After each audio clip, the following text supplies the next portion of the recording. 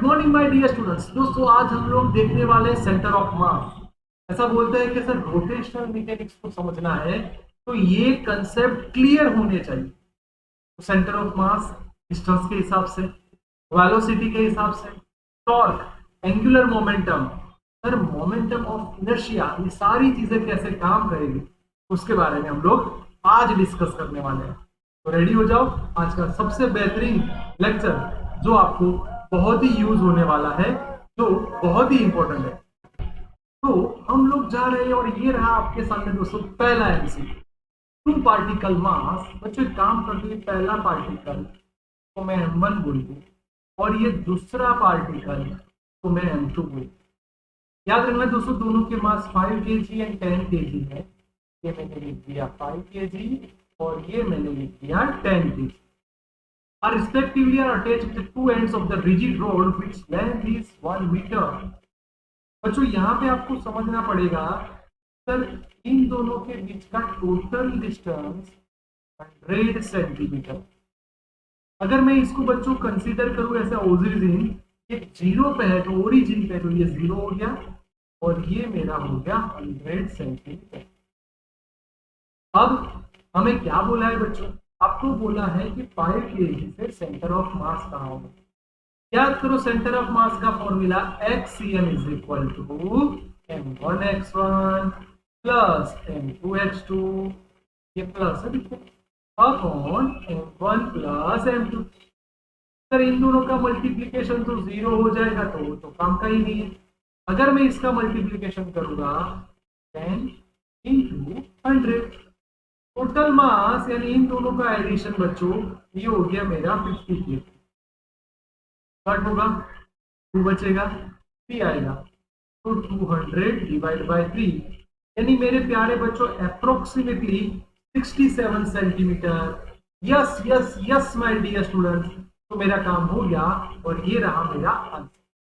Next, अब ये बोला है कि आपके पास 3 मास है।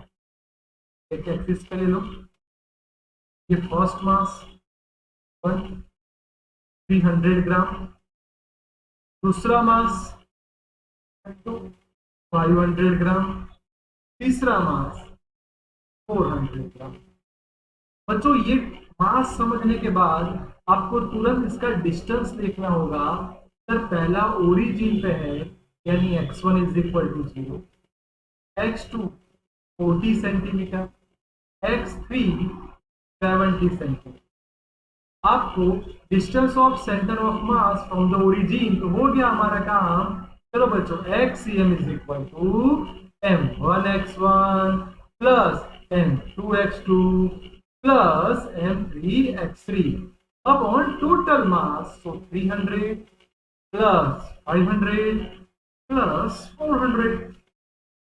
यस माय डियर स्टूडेंट्स, तो नीचे आपका टोटल मास आ गया। Yes sir total mass done. ये तो हमारा जीरो हो जाएगा, इन दोनों को मल्टीप्लाई करोगे तो ये मेरा होगा 5 4 20 और पीछे वाले 3 जीरो वैसे के वैसे, प्लस 7 4 28 और उसके पीछे वाले 3 जीरो वैसे के वैसे। एडिशन करोगे तो 48 और पीछे हमारे 3 जीरो, ये 12, 2 जीरो 2 जीरो 2 जीरो कट, आ गया हमारा answer 40 centimetre. Yes, my dear students, that means A is my right answer. देखा बच्चों, आगे बढ़ते हैं। Next, two body mass m1 and m2 have position vector। देखो m1 मतलब 1 kg और उसका पोजीशन वेक्टर मैं कुछ ऐसे लिखूंगा 1 2 1। ऐसा इसलिए बच्चों कि अगर मैं इसको मल्टीप्लाई करूं यानी m1 v1 करूं तो 1 से मल्टीप्लाई करो तो 1 ही रहेगा, यानी ये बात मेरी खत्म। नाउ द सेकंड, उसका मास कितना है बच्चों 3 kg और उसकी वेलोसिटी -3 -2 1, तो m2v2 मल्टीप्लाई कर दो 9 6 एंड 8। देखो बच्चों मेरे पास ये दोनों आ गए। अब आप लोग समझ सकते हो कि आपको सेंटर ऑफ मास चाहिए तो हो गया काम PCM is equal to m1v1। देखो दिखाई दे रहा है आपको, प्लस m2v2 अपॉन टोटल मास यानी 4 kg। 4 को कुछ नहीं करेंगे, चलो सिंपल एडिशन करना है, तो ये हो गया -8, हो गया -4 और ये हो गया 4। चलो बच्चों, हो गया आपका काम बहुत ही सिंपल। आप सिंपल दोनों का डिवाइड कर दो, यानी आपका आंसर -2ik -jk +4k। देख सकते हो प्यारे बच्चों, आपके सामने आंसर अवेलेबल है। Yes yes yes my dear student, so A is my right answer. Next, 2% mass 55 kg and 65 kg are respectively at the opposite end of the board। बच्चों ये प्रैक्टिकली एग्जांपल है, ये आप बोर्ड को consider करो। ये एक बंदा है यहाँ खड़ा है, इसका मास 55 kg, और दूसरा बंदा है जो यहाँ पे खड़ा है और इसका मास 65 kg। अब the length of the body is 3 metre. मतलब बहुत शांति से उसकी टोटल लेंथ आपको दे दी है 3 metre and weight is 100 kg। Mass of weight वो है 100 kg। और 55 kg man walks up to 65 kg and sit between. ये यहां से यहां जा रहा है और उसके साथ बैठ गया। अब now the centre of mass of a system, कितना वो शिफ्ट करेगा।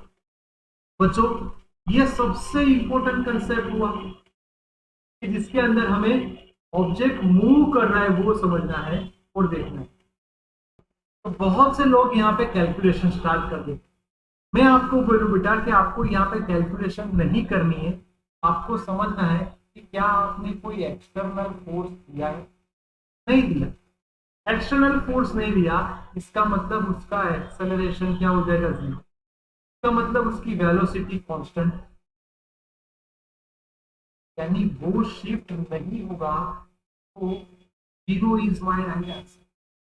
याद रखो बच्चों, कोई एक्सटर्नल फोर्स नहीं दे रहे तो उसका सेंटर ऑफ मास चेंज नहीं होता। ओके, ध्यान रखना। नेक्स्ट, बहुत ही important answer, a light rod length L has 2 मास। ये लेंथ ले लो, उस पर 2 मास है, ये m1 and ये m2। Attached with the two ends, the momentum of inertia about an axis perpendicular to the road, यानी यहाँ। रुको पहले बच्चों, आपको याद होगा सेंटर ऑफ मास का कंसेप्ट r0। यस सर, अगर मैं इसको 0 पे कंसीडर कर दूं, ये वाले पोजीशन, तो ये तो m1 इंटू 0 हो गया, m2।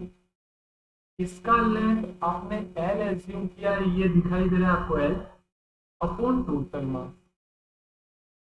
अब बस आपको लगे कि सर आप ये क्यों हमें एक्सप्लेन कर रहे हैं, क्यों समझा रहे हैं, क्योंकि बच्चों आप यहां से थोड़ा अपने माइंड में कैलकुलेशन करें कि अगर मेरे माइंड में ये कैलकुलेशन परफेक्टली सेट है, तो क्या इसके हिसाब से मैं सेंटर ऑफ मास का एक बेहतरीन कंसेप्ट यहाँ पे यूज कर सकता हूँ। यस और नो बेटा, क्योंकि यहाँ पे जो आने वाला है वो स्टेटमेंट को समझना पड़ेगा, क्योंकि मैंने आपको पहले ही सिखाया था M1R1, ये अगर 0 पे है, ये अगर 0 पे, मैंने अभी पोजीशन इसको 0 बोला था, आपने बोल दो ये सेंटर पे है, क्योंकि हमें परपेंडिकुलर पे जाना है। तो अगर ये सेंटर पे है तो M1R1 is equal to M2R2 होगा। Yes sir. बच्चों ध्यान से देखना, मैं M1 बाय M2 करूं तो क्या आएगा, R2 बाय R1। रिपीट करता हूं बच्चों, मैं यहाँ पे ओरिजिन कंसीडर कर रहा हूं, तो ही मैं उसके परपेंडिकुलर एक्सिस पे ढूंढ चाहूंगा। अगर मैं ऐसा लिखूं M1 प्लस M2, R2 वैसा का वैसा R1 प्लस R2, तो आप समझ में हो गए M1 is equal to R2। Bracket ये सामने जाएगा तो टोटल मास अपॉन उसकी लेंथ। यस सर, अगर मैं यहां से R2 को सब्जेक्ट बनाता हूं तो M1 total length upon total. आपको लगे सर इतनी मेहनत की, यस बच्चों, क्योंकि मेरे को आपको एक शॉर्ट ट्रिक सिखानी है कि ऐसा कोई भी न्यूमेरिकल होगा जिसमें सेंटर में ओरिजिन 0 है, तो R2 यानी सेकंड का बोला है, तो इसके हिसाब से R1 लिखना है, तो टोटल लेंथ अपॉन टोटल मास, ये इनवर्सली है, यानी R1 होगा तो M2 आई। बस हो गया आपका काम। चलो इनर्शिया ढूंढना है, सो आई इज इक्वल टू क्या ढूंढना है, पासिंग थ्रू इट, यानी M1 R1 square plus M2 R2 square. बच्चों M1 वैसा का वैसा R1 का स्क्वायर, M2 वैसा का वैसा R2 का स्क्वायर। चलो मैं अब मार्कर चेंज कर रहा हूं, आप देख पाओ। इसका स्क्वायर करो बेटा, क्या आएगा, 2 का square L square upon total mass का स्क्वायर। यहाँ पे M1 का square L square upon total mass का स्क्वायर। रिपीट बच्चों, total mass is equal to M1 plus M2।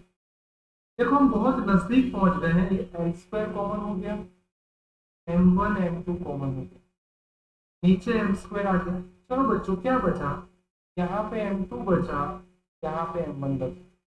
इसका मतलब एक M कट हो गया बच्चों, M1 M2 अपॉन टोटल मास तो M1 plus M2 into L square. बच्चों मैं तो ये बोलता हूँ कि भले आप इतनी मेहनत करो, आप शॉर्ट ट्रिक बना दो कि जब मोमेंटम ऑफ इनर्शिया चाहिए कोई भी ऐसे दो ऑब्जेक्ट के लिए, तो ऊपर मल्टीप्लीकेशन फॉर्मूला रेडी, ऊपर मल्टीप्लीकेशन नीचे एडिशन इनटू टोटल डिस्टेंस का square, repeat, into total distance का स्क्वायर। हो गया हमारी शॉर्ट ट्रिक के हिसाब से, ये रहा हमारा ऑप्शन। तो भले आप लोग यहाँ मेहनत कर रहे हो, पर एग्जाम के टाइम ये कुछ मत करना, शॉर्ट ट्रिक रेडी रखना। नेक्स्ट, अब हमें बोला है तीन वेक्टरों के बारे में, इसका डॉट प्रोडक्शन 0 है और इसका ऐसा है, when the vector parallel to it. वाह, ये तो समझ गए आप कि ये दोनों परपेंडिकुलर है, वेक्टर ए डॉट बी का मतलब ये दोनों परपेंडिकुलर है।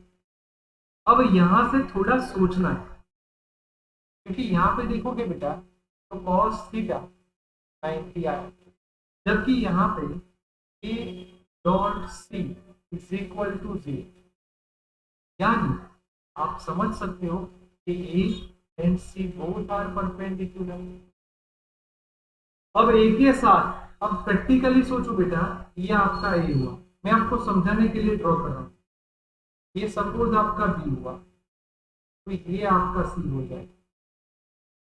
आपको ए के साथ कौन आएगा वो ढूंढना है। रिपीट बच्चों, ए के साथ कौन आएगा वो ढूंढना है, तो उसके लिए आपको एंगल वाले कंसेप्ट में जाना होगा, यस और नो। अब एंगल वाले कंसेप्ट में आप कुछ ऐसा सोचो कि सर अगर मैं ऐसा करता हूं बी क्रॉस ए तो क्या होगा, क्योंकि आप लोग ये देखो कि आपको जो बोला है वो स्टेटमेंट को समझो। तो यहाँ पे ये सोचो बेटा कि अगर हम लोग बी क्रॉस सी करेंगे, बी क्रॉस सी, बी से सी, तो ये याद करो राइट हैंड थंब रूल के हिसाब से ऊपर की तरफ आएगा, यस सर। तो हम लोग अगर बी क्रॉस सी करते तो ऐसा आया, तो देख सकते हो कि इसके पैरेलल कौन होने वाला है, क्रॉस सी। अब बच्चों कितना बढ़िया कंसेप्ट था। नेक्स्ट, सेम स्टाइल से आपको एक फॉर्मूला दिया और आपको एंगल ढूंढना, इसका मतलब बेटा आपको A B sine theta is equal to √3 A B cos theta. याद करो बेटा, डॉट होगा तो कॉस आएगा, क्रॉस होगा तो साइन आएगा। बोलो हमारा ए बी कट हो गया।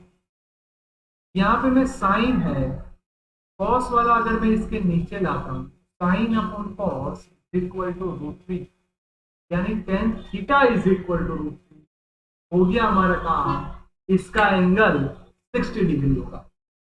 नेक्स्ट, आर एंड ओमेगा दिया है आपको लीनियर वेलोसिटी। बच्चों ये एमसीक्यू आप देख सकते हो, मैंने इसलिए रखा है कि सब लोग गलती करते हैं। B is equal to omega cross R, please बच्चों नोट डाउन करना, ओमेगा क्रॉस आर। तो B वैसा का वैसा, चलो B -4 1। इसको मैं आर को ऐसे लिख सकता हूँ, मैंने लिख दिया आर। चलो ओमेगा को कैसे लिखोगे, 5 -6 ऐसा इसलिए लिखा बेटा कि आपको पता है कि आप लोग जब वेक्टर वाले कैलकुलेशन करें, मैंने आपको सिखाया था आई ओमेगा क्रॉस आ रहे हैं 5 -6 3 -4 1। याद करो बच्चों, आई का नहीं देखना है, पहले इन दोनों का मल्टीप्लीकेशन यानी -6 माइनस माइनस प्लस 24, ठीक है। माइनस जे, अब इन दोनों का मल्टीप्लीकेशन 5 -18, इन दोनों का मल्टीप्लीकेशन प्लस के -20 प्लस 18। मेरे प्यारे बच्चों आप देख के ही समझ गए सर ये आपका 18 आई आया, माइनस माइनस प्लस हो जाएगा यानी +13 से होगा, देन -2। सर 18 वाला एक ही आंसर है, so B is my right answer. तो ये क्रॉस प्रोडक्शन को मैंने सीखा। सेम स्टाइल से बेटा अगर हमें ऐसा ही दिया है कि फोर्स दे दिया इतना, आपको पार्टिकल पोजीशन वेक्टर दे दिया इतना, तो टॉर्क याद करो बच्चों, टॉर्क टॉ मतलब आर क्रॉस है, आर ठीक है एफ पी जे के यानी 6 के क्रॉस जे। बच्चों याद करो के क्रॉस जे, जे क्रॉस के होता तो आई आता, ये उल्टा है तो -6 i cap is my right answer. Next question, आप ये वाला एमसीक्यू देख सकते हो, मैं बोलूं कि एफ आपके पास रेडी है, इसको लिखा हो चलो 4 5 -6, और मैं आर को लिखूं तो ये यहां से यहां जा रहा है, तो आपको मोमेंटम ढूंढनी। अब आप लोग ये सोचो बेटा कि ये मैंने डिस्प्लेसमेंट के बारे में बोला है ना, तो लास्ट माइनस फर्स्ट करो, तो लास्ट माइनस फर्स्ट करोगे तो ये तो 0 आ जाएगा, इसको सब्ट्रैक्ट करोगे -2 आएगा, इसको सब्ट्रैक्ट करोगे तो -2 +3 यानी पर ये मेरा न्यूटन और ये मेरा न्यूटन। बच्चों मजे की बात यह है कि आपको ये देखना है कि क्या ढूंढना है। सब लोग बच्चे गलती करते हैं, आपको लगे सिर्फ मोमेंटम ऑफ फोर्स यानी क्या हुआ, तो वो टॉर्क ही हुआ बेटा। तो अभी मैंने सिखाया आई ए आर क्रॉस एफ यानी 0 -2 1 4 5 -6। चलो ब्रैकेट करके आई तो इसको छुपा दो, माइनस माइनस प्लस होगा 12, 6 2 12 -5 यानी 7 i cap done. Repeat, minus minus plus हो गया माइनस, ठीक ये सुनो बेटा, आर क्रॉस एफ था इसलिए, चलो जे -0 हो जाएगा, ये हो गया -4 प्लस ब्रैकेट करके के लिए देखोगे तो ये 0 हो जाएगा और ये आ गया माइनस माइनस प्लस 1। तो आप देखो 7 आई के प्लस 4 के प्लस 8 के।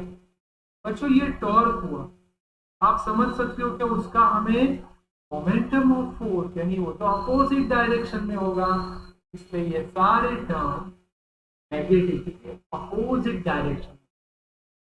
Next, rod of length 3 metre, यानी एक रोड है उसकी टोटल लेंथ आपको दे दी है 3 मीटर।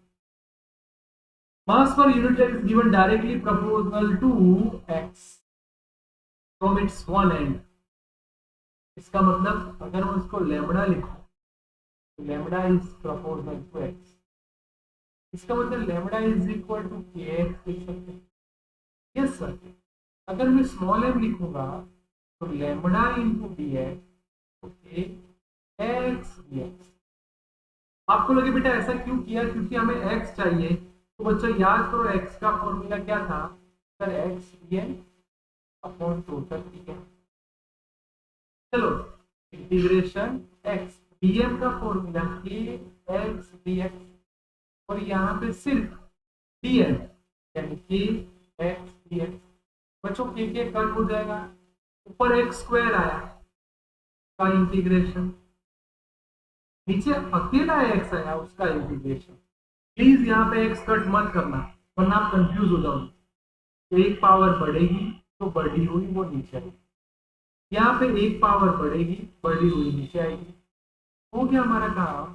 हमारा आंसर आया 2x/3। 2/3 वैसा का वैसा, x मतलब टोटल लेंथ कितना है बच्चों, 3 मीटर। कट कट हो गया, आ गया हमारा आंसर कि उसका 1 एंड से 2 मीटर जितना होगा तो b is my right answer. Next बच्चों, ये भी बहुत बेहतरीन न्यूमेरिकल, आपको 3 अलग अलग मास दिए, वो एक ट्राइंगल एबीसी की साइड पे। आपको यूनिट पता है ग्राम पर सेंटीमीटर क्यूब। अब ये समझना है कि आपको the momentum of inertia of a system यानी आई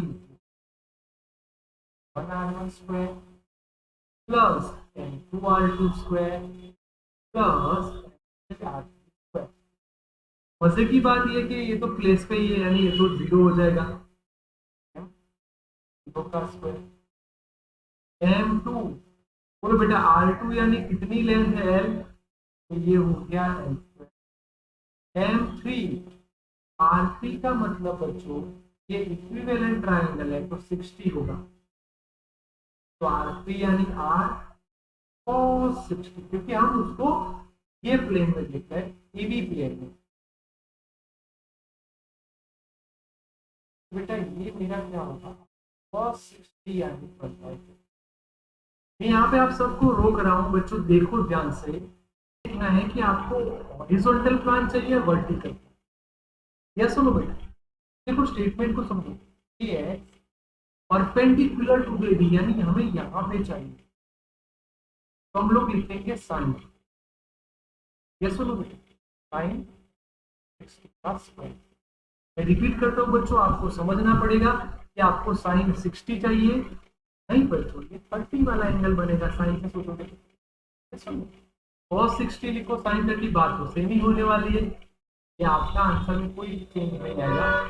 यहाँ पे cos 30 साइन 30, सर ये तो कट हो गया, यानी ये आया हमारा l2 स्क्वायर, हर एक का मास इक्वल है, और ये हो जाएगा l2/4 यानी π/4 ml स्क्वायर।